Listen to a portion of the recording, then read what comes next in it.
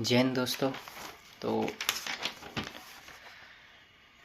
आज का टॉपिक अ, अलग एक अलग टॉपिक लेके आया हूँ। मतलब टॉपिक बहुत ज़्यादा सीरियस है और नहीं भी है। अगर सोचेंगे उस हिसाब से तो बहुत ज़्यादा सीरियस है ये टॉपिक। ऐसा है कि जो कल या परसों यूएस के जो रक्षा मंत्री हैं, ठीक है, इन्होंने कुछ ऐसा काम नहीं किया कि मतलब हमको डरने का है या ऐसा कोई हमारे इंडिया के खिलाफ़ कोई ऐसा कुछ नहीं बोला है। लेकिन इन्होंने कल परसों अपने शरीर पे एक टैटू बनाया है और उस टैटू को एक ट्वीट किया उन्होंने। तो ट्वीट करने के कुछ ही टाइम के बाद वो ट्वीट जो है वो बहुत ज़्यादा वायरल हो गया और पूरी यूएस के अंदर में और मिडिल ईस्ट के अंदर में, ठीक है। तो अब क्या हुआ है कि उन्होंने अपने जो ये टैटू इतना वायरल हुआ, इसका रीज़न क्या है मैं आपको बताता हूँ। तो उन्होंने अपने हाथ पे लिखवाया है काफिर, ठीक है। तो अब एक तो यूएस प्रो इज़राइल है, यानी कि वो इज़राइल को बहुत ज़्यादा सपोर्ट करता है, सबको पता है ना। एक उसका रक्षा मंत्री जो कि पूरा यूएस का सिक्योरिटी अभी है, जिसके हाथ में पूरी सिक्योरिटी है, वो अपने हाथ पे एक टैटू बनाता है जिसका नाम है काफिर। ये काफिर एक सिर्फ शब्द नहीं है, ये एक पूरी विचारधारा रखता है मेरे हिसाब से। मैं अपनी बात कर रहा हूँ क्योंकि हम लोग तो अक्सर इंडिया में सुनते रहते हैं काफिर काफिर काफिर, है ना। जो काफिर का एक एक अर्थ जो हाँ, काफिर का जो एक अरेबिक अर्थ है, क्योंकि ये काफिर एक अरेबिक शब्द है और इसको एक इस्लाम के मानने वालों के ही बुक से ये निकला है और वो मतलब वो लोग काफ़ी ज़्यादा यूज़ करते हैं इसको। काफिर जो शब्द है वो है एक नॉन बिलीवर, यानी कि अ, जो इस्लाम धर्म को नहीं मानता है, वो एक नॉन बिलीवर है, यानी कि जो उसमें विश्वास नहीं करता है, वो काफिर है। तो यहाँ पर सिर्फ एक शब्द काफिर शब्द एक पूरी वेस्ट कंट्री की, यानी कि यूएस की, सिर्फ एक आदमी की मेंटेलिटी नहीं है वो। क्योंकि देखो पूरे वर्ल्ड में क्या हो रहा है, क्या सिनेरियो चल रहा है, किस तरीके से कितने सारे देश हैं जो ट्रैवल एकदम मतलब ट्रैवल बोले तो ट्रबल कर रहे हैं, ट्रबल बोले तो जिनकी स्थितियां ठीक नहीं है, ऊपर नीचे चल रहे हैं, कहीं प्रोटेस्ट चल रहे हैं, कहीं बम फट रहे हैं या किसी तरह की तख्ता पलट हो रहा है और बहुत सारी प्रॉब्लम्स हो रही है। तो ये सारे देश का जो एक अगर आप ग्राफ उठाओगे तो आप ज़्यादा दूर नहीं, सबसे पहले तो आप बांग्लादेश में देखो। बांग्लादेश के नागरिकों की भी एक ही डिमांड है कि उनको ना डेमोक्रेसी चाहिए, ना उनको प्रेसिडेंट रूल चाहिए, उनको एक इस्लामिक हिसाब से इस्लाम के हिसाब से उनका देश चले, ऐसा उनका मानना है, ठीक है। तो मैं आपको और थोड़ा डिटेल बताता हूँ कि काफिर सब इसको आप समझोगे कैसे समझोगे। तो बांग्लादेश के एक राइटर हैं, मैं उनका नाम भूल जा रहा हूँ, अगर आप लोग को उनका नाम याद आएगा तो आप नीचे लिख दीजिएगा। उन्होंने कुछ साल पहले बांग्लादेश के अंदर में बहुत 90s के टाइम की एक बुक लिखी थी। तो जिस पे उन्होंने लिखा था कि एक हिंदू लड़की के घर पे उसके माँ और उसकी बेटी थी। तो उनके फादर वगैरह सब जो थे उनको बाहर छोड़ दिया था, मतलब 15 लोग थे। बहुत बड़ी भीड़ थी, उस बस्ती में घुसे थे वो लोग। लेकिन वो उस घर में जब वो घुसे तो वहाँ एक माँ और एक बेटी थी, हिंदू थे। तो जो 15 लोग एक साथ घुसे वहाँ पर, तो अब जब 15 लोग एक साथ घुसे तो उन्होंने उसके बाप को इन सबको मार दिया था और सब बाहर थे। उसकी माँ थी वहाँ पे, तो उन्होंने उसकी माँ को पकड़ के बांध दिया, ठीक है। अब वो सब उस लड़की के साथ रेप करते हैं। तो उसकी माँ मजबूरी में ये बोलना पड़ता है उसको, हाथ जोड़ के रोते रोते, कि देखो आप 15 लोग हैं, बच्ची बहुत छोटी है, मर जाएगी, आप एक एक करके करें। एक माँ ने अपनी बेटी के लिए ऐसा बोला जब उसको कुछ समझ में नहीं आया कि वो क्या करे वहाँ पे, है ना। तो एक माँ माँ होती है, वो जो कर सकती थी वहाँ, जिस हिसाब से वो लड़ सकती थी, वो वहाँ पे लड़ी। तो फिर वो 15 लोग, फिर वो लड़की मर गई थी उसके बाद, क्योंकि 15 लोग एक बहुत नाजुक उम्र, एक बहुत ही छोटी सी उम्र थी उसके समय। तो ये 15 लोग बहुत ही दरिंदगी से उसके साथ दुर्व्यवहार करते हैं। उसके बाद उस राइटर को जब ये बुक पब्लिश होती है, जब ये मार्केट में बुक आती है, तो उस राइटर को बांग्लादेश के लोग जो वहाँ के संगठन होते हैं, जो वहाँ की सरकारें हैं, वो बुक को बैन करती है वहाँ पे, और उसके बाद इसको अरेस्ट करने का कोशिश करती है, तो ये समय रहते ही इंडिया आ जाती है। और ये राइटर इस समय भी इंडिया में ही है, क्योंकि इसको बांग्लादेश में बैन कर दिया गया है। मैं एक किताब पढ़ा था कहीं, और मैं इस किताब का नाम भूल गया, और उन राइटर लेडीज़ हैं, ये फीमेल एक राइटर हैं, उन्होंने ये लिखी है। तो मैं आपसे उम्मीद करूँगा कि आप इस बारे में एक बार जानकारी लें, मैं कोई आपको गलत इन्फॉर्मेशन नहीं दे रहा हूँ। तो ये काफिर शब्द आप यहाँ पे समझिए, काफिर शब्द होता है वो जो ये लोग कब यूज़ होगा, जैसे अफ़गानिस्तान में है तो अफ़गानिस्तान के लोग जो हैं, हमारी अफ़गानिस्तान के साथ एक अच्छी दोस्ती है, वो पॉलिटिकल है, रिलीजन बेस पे हमारी अफ़गानिस्तान में मुझे नहीं लगता कि हमारी शायद कोई ख़ास दोस्ती होगी। सोच अलग होती है, क्योंकि तालिबान की सोच आपको पता है किस तरह से अलग होगी। अब मैं यहाँ पे एक चीज़ बता रहा हूँ आपको, ये जो काफिर का जो टैटू उन्होंने बनाया है अपने हाथ पे, ये उनके जो पूरे जो उनके रक्षा मंत्री हैं, वो जब यूएस फोर्स में थे तो उन्होंने अफ़गानिस्तान में ड्यूटी दी है।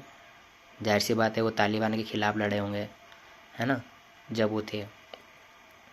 उसके बाद उनका वो ISI, Iran, Iraq, Yemen, various country में जहाँ पर यूएस की फ़ोर्स रहा करती होगी, तो उन्होंने काफ़ी लंबी ड्यूटी दी है। तो इस्लामिक स्टेट की कंट्रीज़ में उनका रहा होगा आना जाना, है ना, जहाँ ड्यूटी रहती होगी।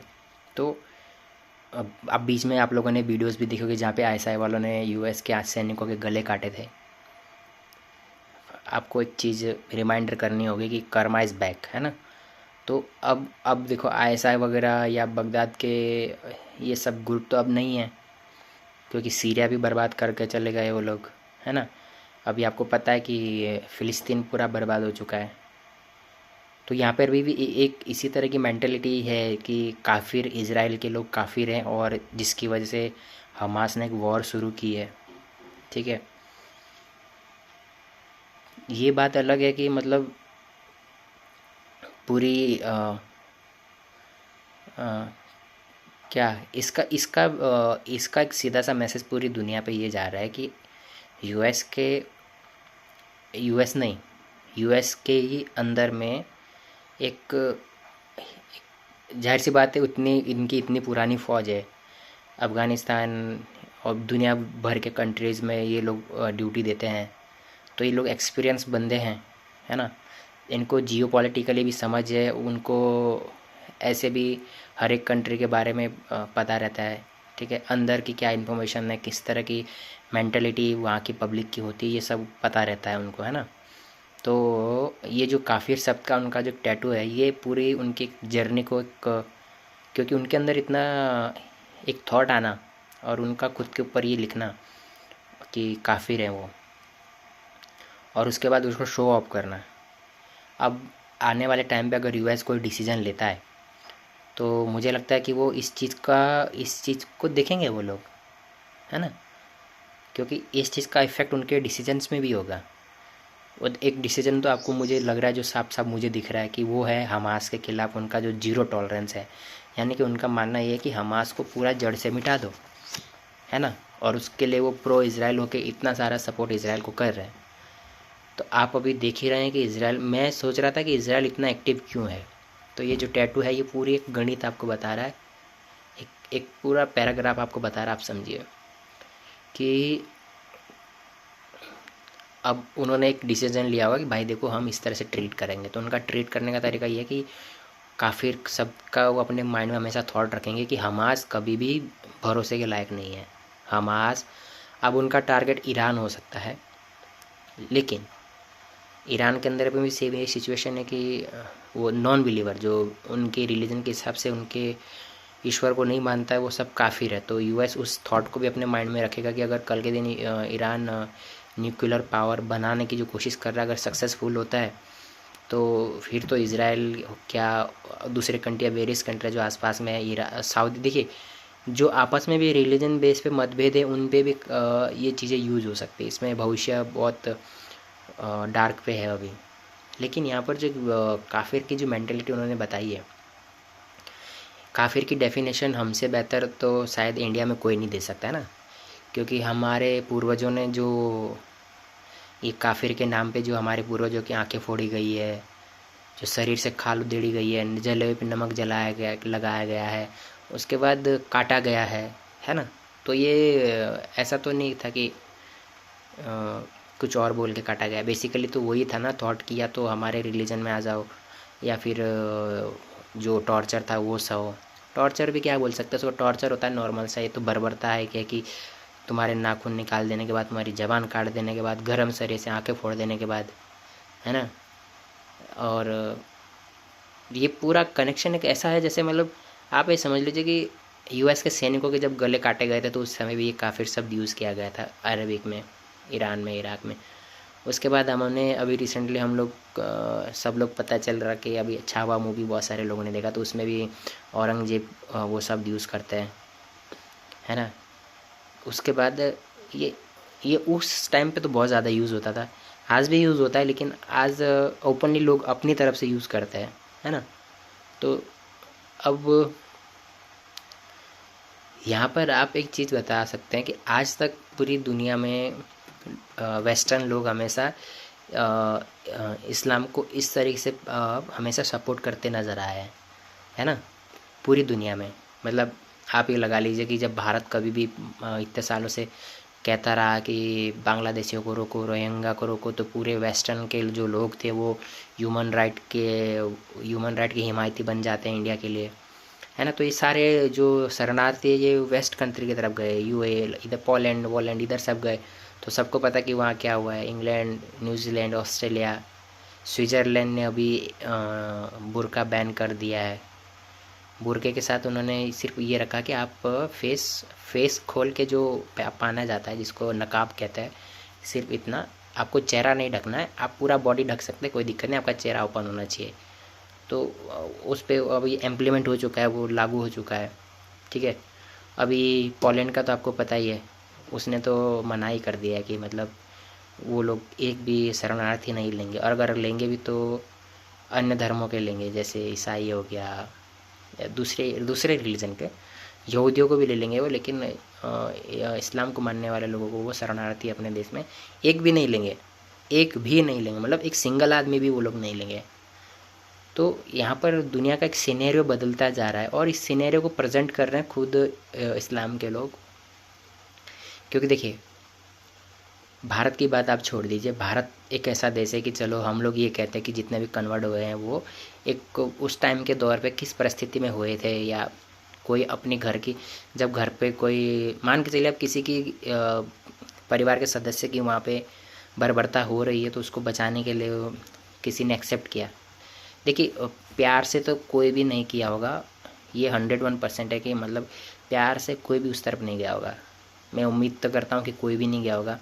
अगर 100 हैं तो 100 में से मैं बता सकता हूँ कि 80 लोग वहाँ पर इस तरह से गए हैं कि उस टाइम पे जो बर्बरता हो रही थी, आपने तो मूवी देखी छावा छावा, उससे सिर्फ गुरु गोविंद सिंह के साथ क्या हुआ, उन गुरु गोविंद, सॉरी, हमारे जो सिख गुरु थे उनके साथ क्या हुआ है ना, किस तरीके से काटा गया, किस तरीके से आंखें निकाली गई, किस तरीके से कढ़ाई में डाला गया। सबको पता है कि सिख समाज के गुरुओं के साथ कैसे जिंदा दीवारों पे चिनवा दिए गए। तो जब ऐसे, हर कोई इतना बड़ा दिल वाला नहीं होता है, तो जब इस तरह का जेनोसाइड हुआ होगा, इस तरह की बर्बरता हुई होगी, तो लोगों ने एक्सेप्ट किया होगा, है ना। ठीक है, उस समय हम उनकी ये मान सकते हैं कि उनको अपने परिवार के सदस्य जो प्रेम था, जो लगाव था, जहाँ पर वो नहीं रुक पाएगा तो उस तरफ चले गए। तो हम यहाँ पर उन लोगों को कन्वर्टेड लोग मानते हैं। तो अब इस चीज़ की फ़िलॉसफी ये हो सकती है कि ठीक है, हम लोग ये, मैं तो ये नहीं चाहता कि वो लोग वापस आए, क्योंकि ठीक है वो उस तरफ चले गए तो उसको एक अच्छे से फॉलो करें। बट यहाँ पे प्रॉब्लम हो जाती है कि जब वो उस रिलीजन की एक रूढ़िवादी सोच के को लेके, है ना, रूढ़िवादी सोच को लेके एक एग्रेसिव मूवमेंट करते हैं, और उसकी वजह से पूरे पूरे देश में, और पूरे दो ही रिलीजन इस दुनिया में जो अभी इंडिया के अंदर में जो है, वो एक इस्लाम है और एक हिंदुज़म है। क्रिश्चियनिटी जो है वो हम लोग को मतलब उसका कन्वर्जन चालू है, लेकिन अभी तक उसने अभी एग्रेसिव रूप लिया नहीं है ना। वो लेगा वक्त के साथ, वो पहले लोगों को अपनी टीम बना रहा है, ये एक दिन होगा। अब एक टाइम, ऐसा टाइम आएगा जब हिंदुज़म और हिंदू, मुस्लिम और क्रिश्चियन तीनों आपस में भिड़ेंगे, तो इसमें जो नुकसान होगा वो हिंदुओं को ही होगा, क्योंकि सेकुलरिज्म का जो एक जो एक टैग लगा है वो इनके ऊपर ही लगा है क्योंकि मेजॉरिटी है। तो यहाँ पर अभी यहाँ पर धीरे धीरे एक से पूरी दुनिया का एक सिनेरियो बदलता जा रहा है। यहाँ पर अब लोगों को, खास करके इस्लाम के मानने वालों को, पूरी दुनिया को इस चीज़ की सफाई देनी पड़ेगी कि जो काफिर है वो, मतलब काफिर है तो कोई बात नहीं है ना, ऐसा नहीं कि मतलब जो काफिर है उसको मारना ही है। क्योंकि जाकिर नायक की बहुत सारी वीडियोज़ है जहाँ पर वो एक्सप्लेन कर रहा है कि काफिरों के साथ क्या करना है। खैर मैं उतना सारा डिटेल में जाना नहीं चाहता, लेकिन काफिर जो है वो, उसको क्या करना है, उसको कैसे ट्रीट करना है, उसको उसके साथ कैसी बर्बरता करनी है जब तक वो उनके रिलीजन में ना आ जाए, वो पूरा एक प्रोसेस है। उसमें पूरी एक उनकी किताब में लिखा हुआ है। जाकिर नायक तो खुद कहते हैं, बहुत सारी वीडियोज़ में है, और जाकिर नायक अकेला नहीं है, बहुत सारे लोग ये सब कहते हैं। तो हम लोग इंडिया वाले लोग तो जो हम जानते ही हैं ना, हमें तो इतना एक्सप्लेन करने की ज़रूरत नहीं है कि ठीक है काफिर का मतलब क्या है या जेनोसाइड क्या होता है, किस तरह से कन्वर्टेड होता है। वेस्टर्न कंट्री के लोगों ने अभी उस तरह का जेनोसाइड देखा ही नहीं है, क्योंकि इस्लाम के जो इन्वीडर्स थे वो इस्लाम से उधर से इस तरफ आए, उधर नहीं गए वो लोग। अगर आप हिस्ट्री उठा के देखेंगे तो अफ़गानिस्तान, बलूचिस्तान, सिंध, पंजाब, पाकिस्तान, इधर इस तरफ आए वो लोग। उससे आगे उनका कुछ था ही नहीं। मतलब ऐसा नहीं कि दुबई के बाद दुबई से के बदले उधर चले गए कहीं अफ्रीका वगैरह कहाँ, क्योंकि वहाँ अब जाने लगा इस्लाम, है ना। यूएस, अमेरिका, न्यूजीलैंड, ये उधर उधर वहाँ तक तो गए नहीं ये लोग, है ना। तो अब वो लोग के ऊपर इस तरह का जेनोसाइड हुआ नहीं जैसे हमारे यहाँ पे जो, क्या बताएं आपको, जब उनको पता चलेगा कि हमारी 16,000 बेटियाँ जिंदा अपने शरीर को खुद ही जला देती है, जिस जौहर हुआ था राजस्थान में खिलजी के टाइम पे, तो उनकी तो रूह कांप जाएगी कि हैं ऐसा भी हुआ था, है ना। हिटलर ने जो यहूदियों के साथ किया वो क्या, वो एक उसके वो उसने किया, है ना। इज़राइल को जो उन्होंने गैस चैम्बर में डाला, लाखों लोगों को, इजरायली यहूदियों को, तो उसने पकड़ के डाला। लेकिन यहाँ हमारी बहन बेटियाँ खुद मर गई, 16,000 जितनी सारी। तो ये जो जौहर है, उसके बाद जो ये जौहर ही नहीं, ऐसी बहुत सारी घटनाएं जहाँ आपको किस तरह से एक काफिर की डेफिनेशन समझाने के लिए, एग्जाम्पल देने के लिए बहुत है। इंडिया के अंदर इस माटी के ऊपर काफिर शब्द का अर्थ बताने के लिए आपको, हमारे पास बहुत सारी कहानी है। हर कहानी ऐसी नहीं है कि मतलब सिर्फ हम आपको बताएं और एक कहानी सच्ची नहीं है, ठीक है। अभी तक का सबसे बेस्ट एग्जाम्पल अगर मैं आपको काफिर का दूँ तो आप उसके लिए छावा का 40 दिन का, जिस 40 दिन तक हमारे श्री संभाजी महाराज को औरंगजेब अपने यहाँ रखता है जंजीरों से बांध के, उस 40 दिन जो जेनोसाइड होता है वो होता है काफिर।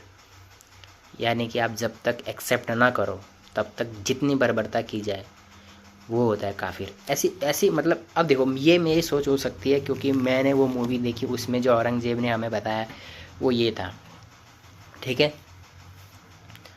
उसके बाद उनके सैनिकों ने जो बर्बरता की वो अलग, वो देखिए वो छोटा टॉपिक है, क्योंकि राजा जो करता है वो बड़ी बात है। तो अब इतने सालों, हम लोग तो इतने सालों से जान ही रहे थे कि भाई क्या है क्या नहीं है, एक आपसी मतभेद क्या हो सकता है। बट अब वेस्ट वाले जब शुरू हो चुके हैं ना, अभी शुरू नहीं हुए वेस्ट वाले, अब बहुत जल्दी मुझे लगता है कि इनके जो फैसले होंगे ये इसी सोच के इसके साथ भी होंगे कि हमको ये जो कंट्रियां हैं जहाँ पर इस्लामिक रूल्स है या जहाँ पर इस्लाम को मानने वाले ज़्यादा है, तो क्या ये ट्रस्टेबल है।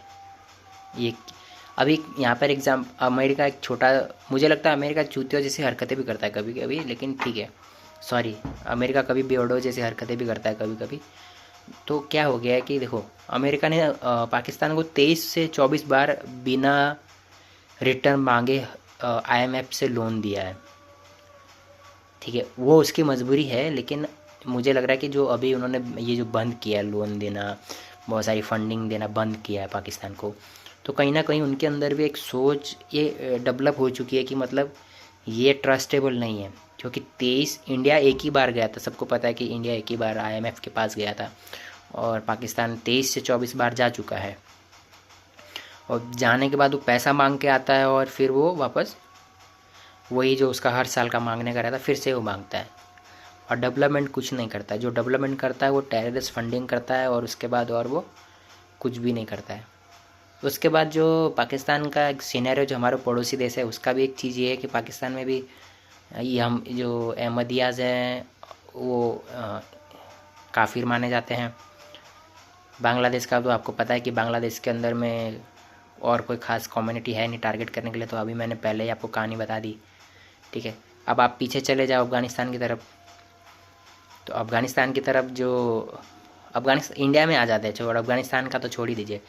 इंडिया के अंदर में जो देवबंदी और बरेलवी है, ये बहुत एक ये इसके लिए तो सुन्नी लोग सुअर, इनको इस शब्दों का इस्तेमाल करते हैं कि मतलब इस सुअर को जहाँ अगर सुन्नी या शिया लोग ज़्यादा रहते हैं तो वहाँ पर देवबंदी और बरेलवी नहीं रह सकता है, तो उनके लिए ये काफिर है। अब या इंडिया के अंदर में फिर भी हम छोड़ देते हैं, क्योंकि हमें लगता है कि इंडिया के अंदर में काफ़ी सारी चीज़ें बहुत सॉफ्ट है, जहाँ पर इतना हम लोग इस तरीके से, क्योंकि आप देखिए अगर आप इस्लाम के मानने वालों का एक बैकग्राउंड देखेंगे, बैकग्राउंड छोड़िए, चलिए जो लोग खान हैं या जो मोहम्मद साहब के नाम से जाने जाते हैं उनका हम एक चीज़ समझते हैं, लेकिन जिनके नाम के पीछे नागौरी है, जो भट्ट हैं, जो भाटी हैं, जो चौधरी है, जो राजपूत है, जो नायक है, मुजुमदार है, तो ये सारे नाम तो हिंदू समाज के नाम है ना। जैसे नागौरी सरनेम से ही आपको लगता है कि नागवंश के या मारवाड़ी जैन ही नागौरी होते हैं। अब वो मुस्लिम हो गए हैं, वो उस टाइम की कहानी की वजह से, तो वो जाहिर सी बात है कि दुबई से या सऊदी से कोई लेना देना नहीं है। भट्ट तो आपको पता है राजस्थान के राजपूताना, ठीक है।